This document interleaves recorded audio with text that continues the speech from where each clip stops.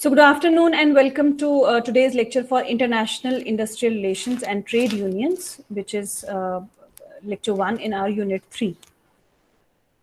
We have already discussed what industrial relations are. We know what industrial relations are, what are the three parties that are associated with the industrial relations. But when we talk about international industrial relations, they are complex relationships among employers, employing foreign nationals, employees of different nationalities, home and host country governments, and trade unions. Although the parties remain same, that means employer, employees, and governments. But here and now, the employees are the different foreign nationals. It could be employees from different nationalities, and obviously government and trade unions also will change according to the country, which are operating in various countries and the national and international federations. So talking about we have now the various factors that influence your industrial relations. So first is institutional factors. When we talk about institutional factors, home and host country government policy, it could be labor legislations, voluntary codes, collective agreement, because these are all institutions that would be operating in different countries. So employee federations would be there, and it could be community-based, say, systems over in a particular country, or caste or creed system, power status. So all these would be institutional factors that govern or influence your industrial relations. Now, then we have economic factors. All of we know that economic factors, one has to see which type of economy is existing in a particular country. It could be capitalist, it could be mixed, it could be communist. So the structure of labor force and demand and supply of labor force would depend on the type of economy a country is having. Then technological factors. Technological factors mean that how technologically advanced a country is.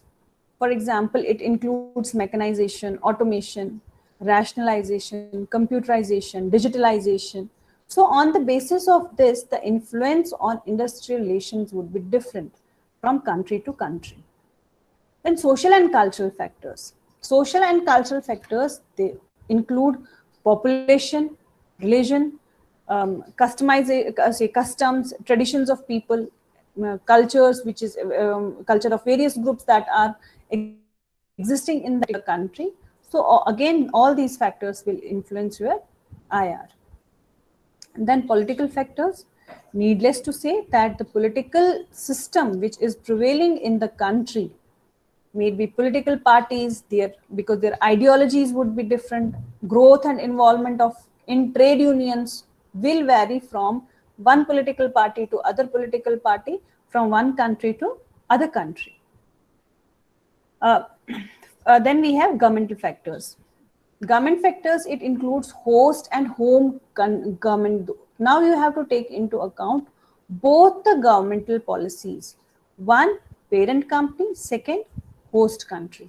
So it will include host and home country government policies like globalization policies, industrial policies, economic policies, maybe export, migration, and all those policies would be considered under government factors. For example, government policies in countries like Bulgaria, they have brought a dramatic change in MNCs in that country, because they were having, all those policies which were favoring MNCs. Similarly, like let us suppose we are talking about FDIs. We are talking about interventions of government, even in India. So all those systems, all those policies will have a huge impact on industrial relations. And we all know that industrial relations, they have got their major parties as employees, employers, and the government. But when we talk, as I said, that employees, employer and government, employees would be three different type of employees, that is PCN, HCNs, and TCNs. And when we talk about say government, it will vary from country to country, from home country to host country. And then we have, when we talk about employees, we have very one important, you can say, party to that, which is trade union. Because we know that trade union is a long-term association of employees which are formed and maintained for the specific purpose, right? For advancing, protecting the interests of its members in their working relationship. As we have already discussed trade union in our HR lecture, that it is the working relationship between various employees and which are unionized.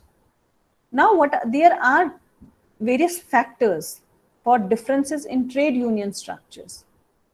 When we talk about, say, your trade union factors, the differences that arise, first is, mode of technology, right?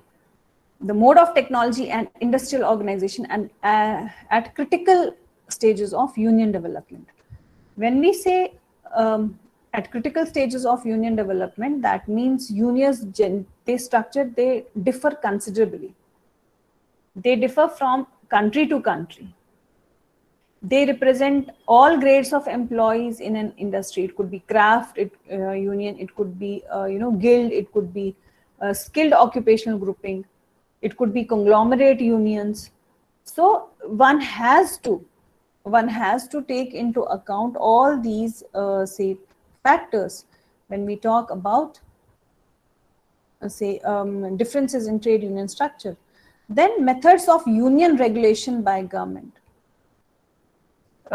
When we talk about methods of government union regulation by government, again it will vary from country to country, because involvement of union, how much union is being given freedom by the government of that particular country, will create a huge difference in the trade union structure. Having said that it will create a large difference in the trade union structure. So it has got a huge, you can say, dynamics, because ideological divisions within the trade union movement. Ideological divisions, every country has got its own ideology, maybe Marxist, maybe communal, maybe what we call secular. So ideological divisions that exist in a particular, say, country that has had a huge impact on trade union movement, again will have a difference in trade union structure.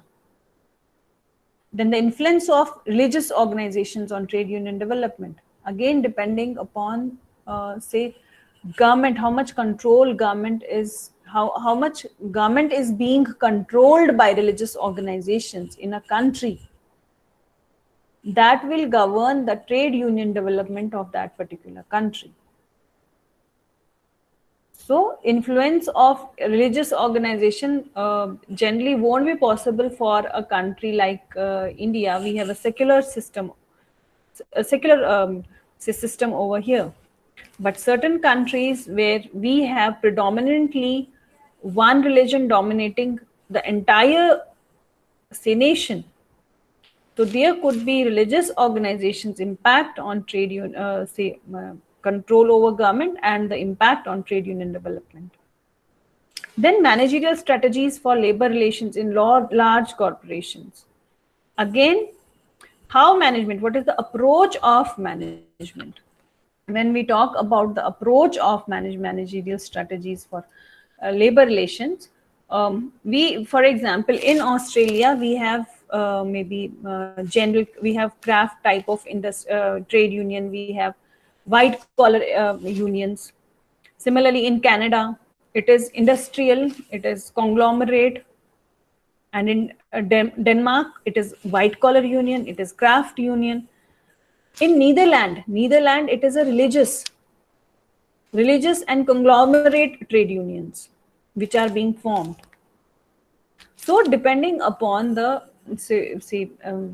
depending upon the culture, the economy, the ideology that a particular that is prevailing in a particular country will govern the structure, will create difference in the structure of trade union from one country to other country.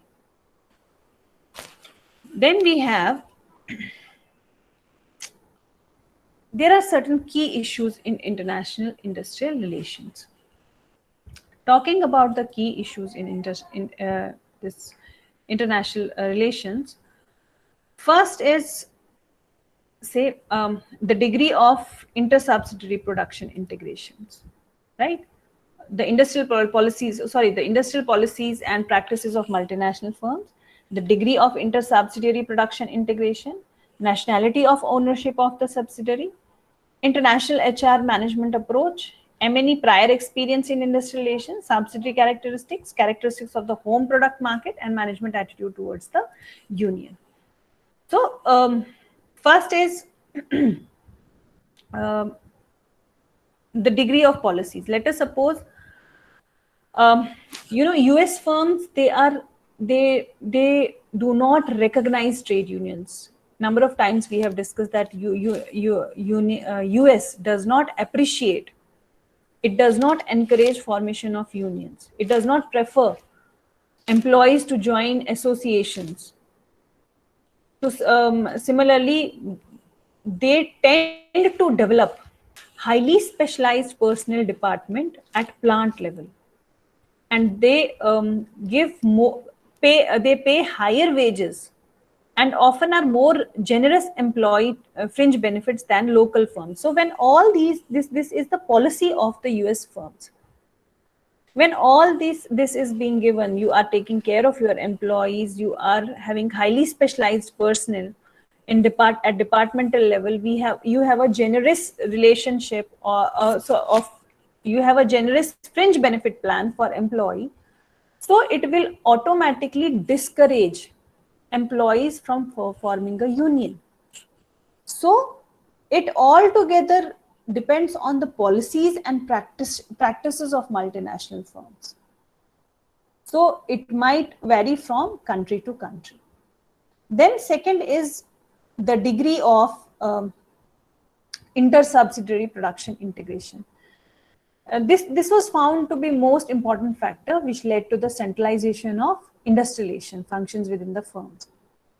So industrial relations throughout a system, it has become very important to corporate headquarters, right?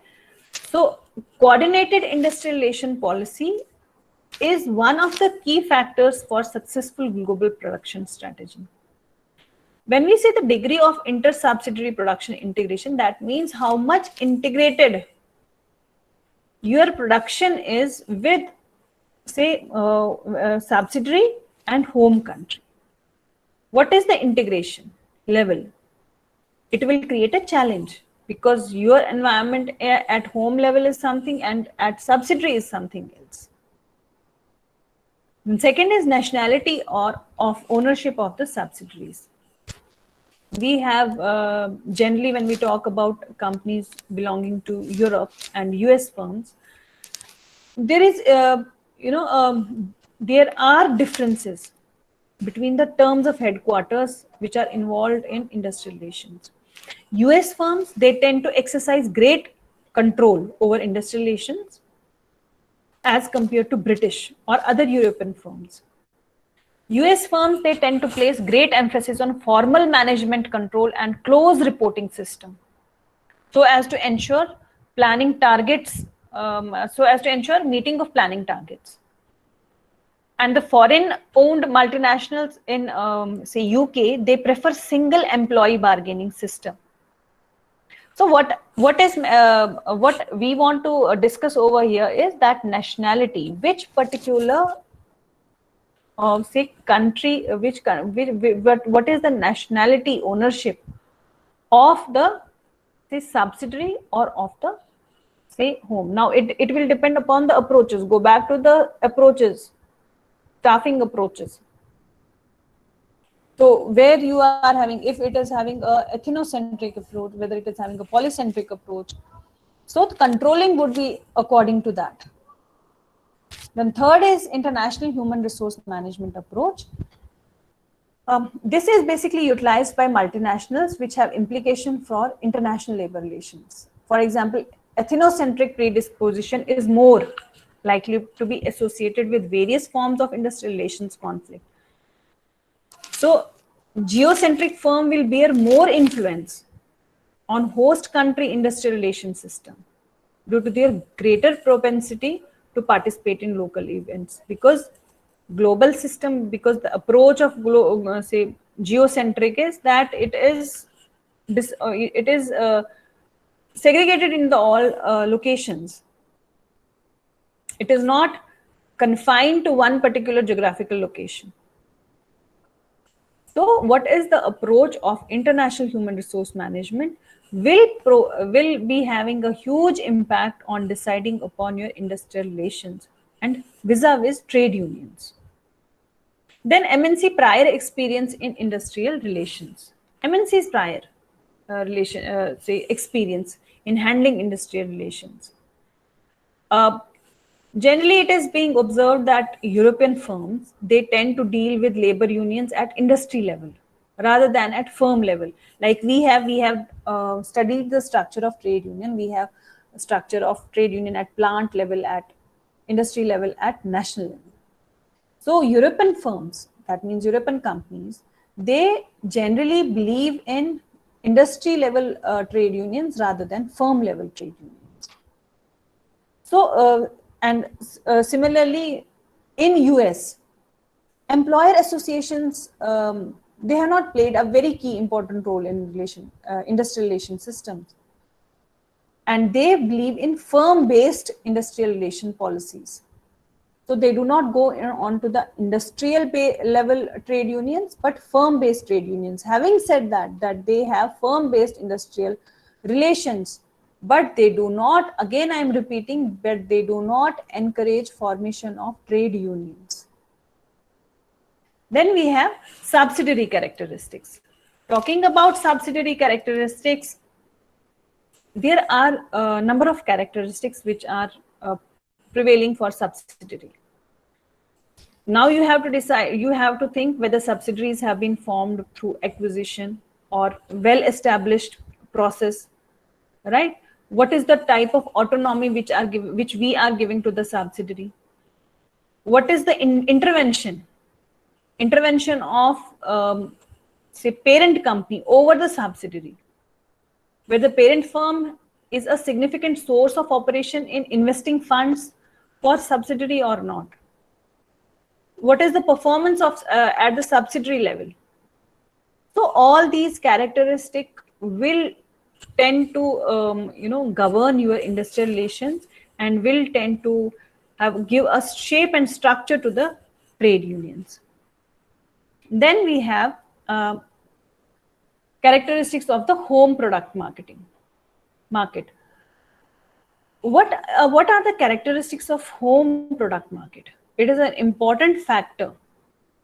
For example, if domestic sales are large, if they are going on as compared to, say, your overseas or subsidiary operations, so it is more likely that overseas operations will be regarded by the parent firm as an extension of domestic operations, because sales in subsidiary is not what was expected. It is not that huge.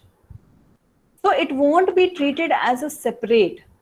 So it would be thought that it is just an extension of the domestic operations. Maybe lack of large home market, it goes for a strong incentive to adopt to host country institutions and norms.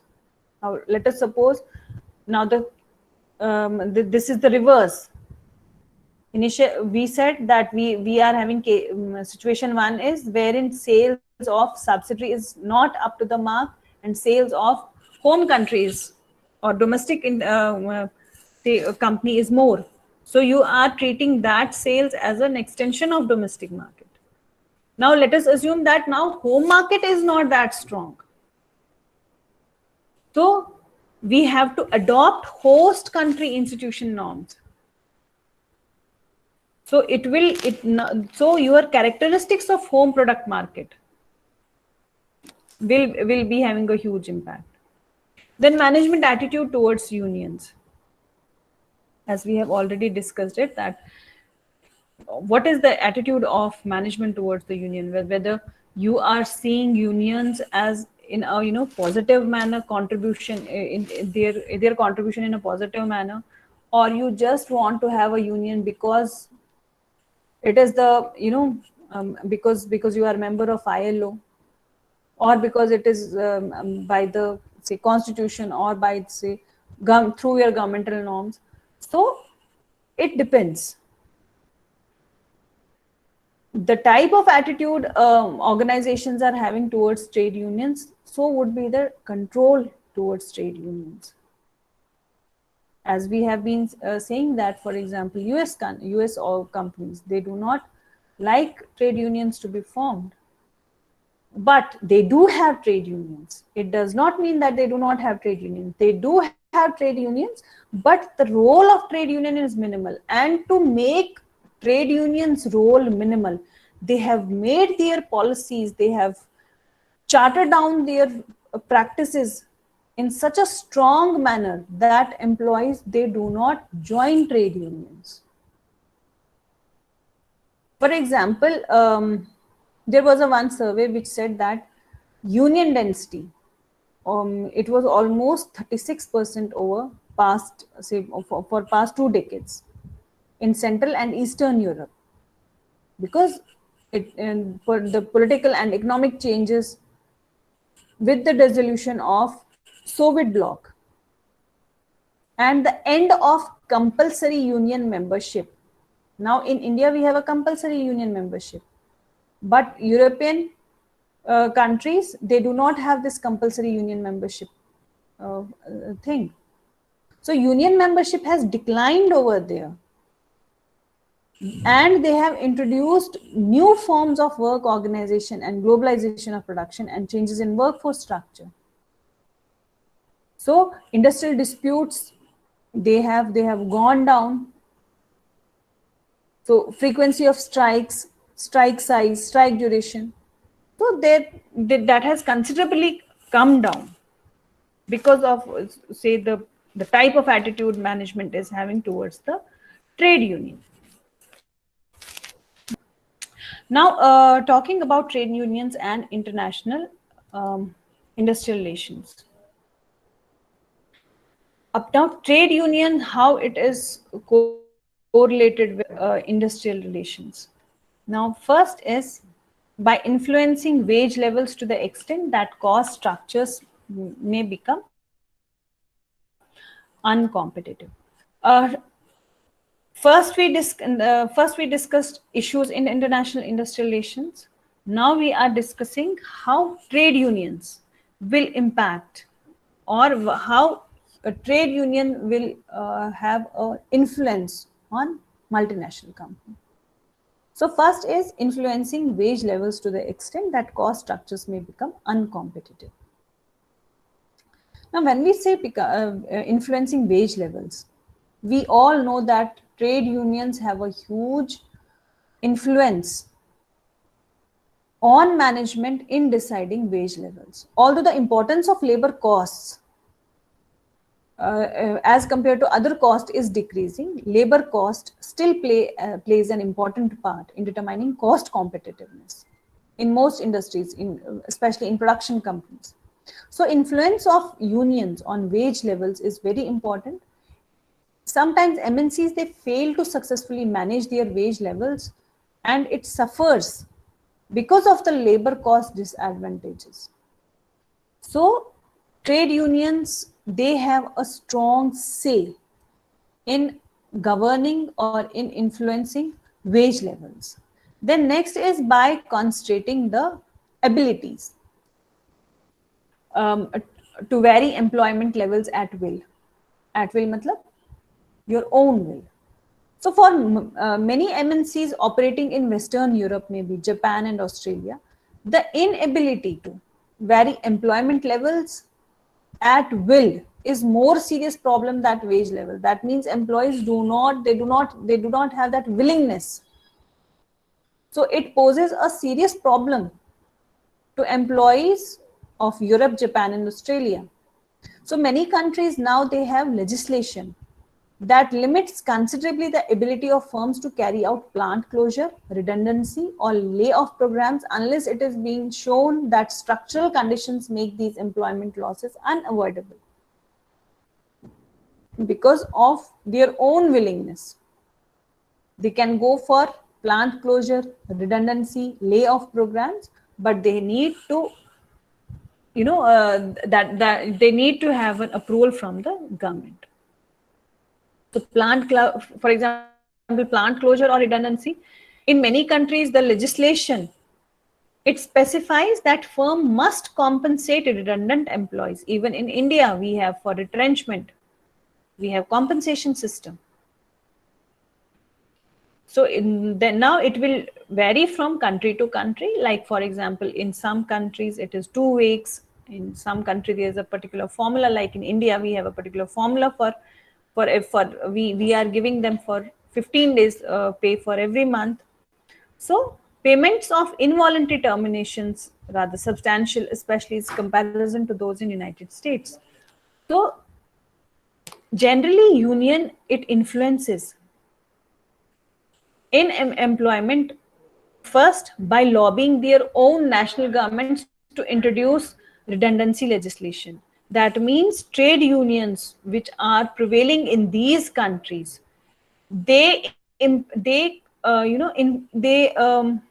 you can say they propose a pressure on national governments to introduce redundancy legislation. That is because of trade unions, governments, they have introduced legislation which is dealing with redundancy. Second, by encouraging regulation of MNC by international organizations. That means organization and trade unions, they encourage MNCs to go for international organizations. For example, we have Organization for Economic Cooperation and Development. Trade unions, again, pressure, they create pressure on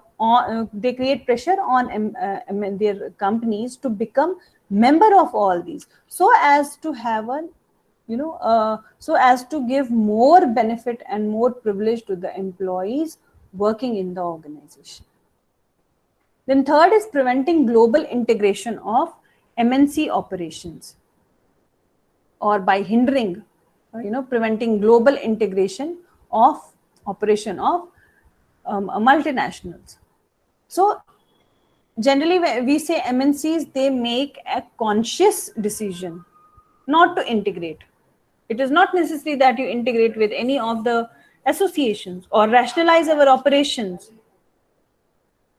So it prevents, when we talk about, say, this prevention, or when we talk about having a conscious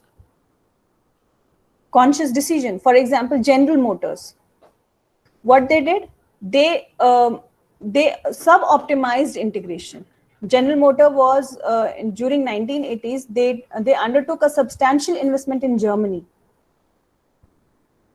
and the investment, it matched what they invested in Australia and Spain.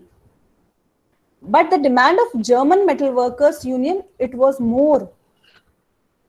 So the largest industrial union in Western world, it fostered General Motors to have more relationships in terms of more investment in Germany. So union influence is tremendous in the for a company which is prevailing in a particular, say, country. So I'll just stop over here. So thank you.